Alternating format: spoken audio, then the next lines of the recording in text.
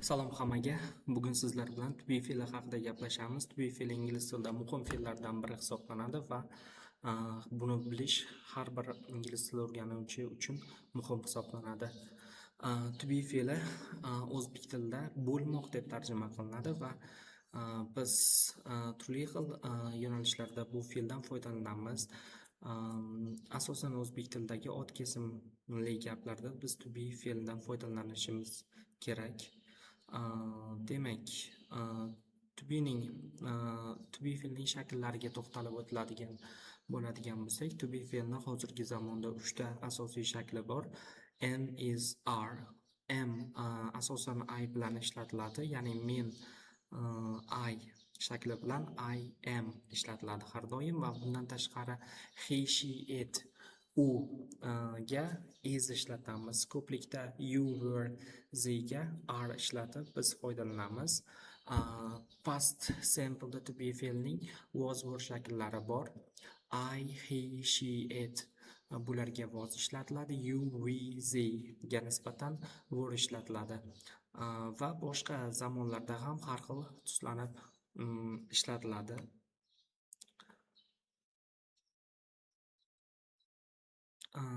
Demak, aytdik, biz sizlar bilan gaplashdik. Demak, I'ga nisbatan I am ishlatamiz. Masalan, for example, I am a student. You, we, they ga nisbatan are ishlatiladi. They are family yoki we are friends. He, she, it ga nisbatan birlikda is va bundan tashqari biz birlikdagi egadan keyin is qo'yamiz, ko'plikdagi egadan keyin are ishlatamiz. Am faqat I bilan ishlatiladi. I am a teacher. They are students. Namunalar. To be fe'llar bilan gap tuzayotganimizda gap tuzamiz biz. Birinchi navbatda ega gapning, ya'ni subject keladi. Subjectdan keyin birlik yoki ko'plikda bo'lishiga qarab am, is, are ni qo'yamiz. Undan keyin asosan to be fe'llari bilan ot, sifat, son va joy kabi narsalar ishlatiladi. I am a student. Sarah is beautiful. We are 18 years old. They are in the library kabi, ya'ni joyda mana shunaqa shakllar bilan ishlatilamiz. Ya'ni to be fe'lining oddiy gapga solishda birinchi navbatda subject, keyin am, is, are shaklini tuslaymiz va undan keyin ot, sifat, son va joy ishlatiladi. So'roq shaklini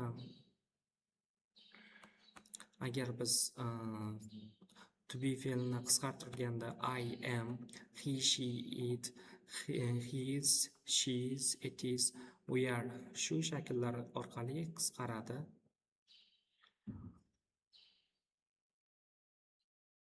To be fe'llar bilan biz savol va inkor shakli haqida gaplashadigan bo'lsak, savol shaklini yasash uchun asosan to be fe'lini egadan oldinga chiqaramiz. Masalan, Sarah is happy degan gapni oladigan bo'lsak, ya'ni Sarah xursand. Sarah xursandmi deb savol berishimiz kerak. Bunda biz asosan o'sha to be fe'lini oldinga chiqaramiz. Is Sarah happy? Bunda savol shakliga aylanadi va mana bu gaplarda ham biz misollarni ko'rishimiz mumkin. Is she happy? Are they ready? Am I late? Kabi so'roqlar. Past simple'da savollar yasayotganda was were egadan oldinga, ya'ni subjectdan oldinga chiqarish orqali yasaymiz. Inkor shaklida agar foydalanadigan yoki gapiradigan bo'lsak, inkor shaklida biz to be'dan keyin not so'zini qo'yish orqali biz inkor shakllarni yasashimiz mumkin. Bunga misol keltiradigan bo'lsam, I am not a student. Men talaba emasman. Sarah isn't happy. Sarah xursand emas kabi. To be fe'llari o'sha boshda aytganimdek otlar va sifatlar bilan ishlatiladi. He is a doctor. Sky is blue. We are tired shaklda. Xulosa va asosiy an'analar.